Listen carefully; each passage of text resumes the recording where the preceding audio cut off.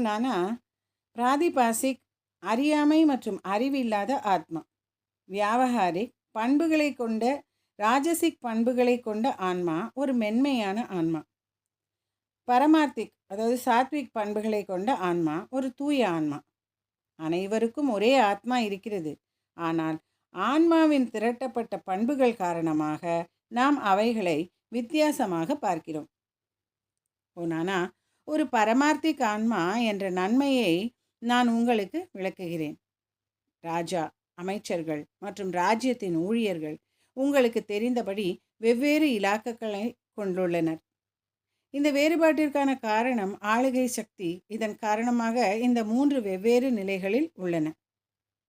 ராஜா அரியணையில் நன்றாக வைக்கப்படுகிறார். அவர் எங்காவது செல்ல வேண்டியிருந்தால் அவர் ஒரு யானை அல்லது தேர் அல்லது பல்லக்கில் ஏறி செல்கிறார். அவருடைய விருப்பங்களுக்கும் கட்டளை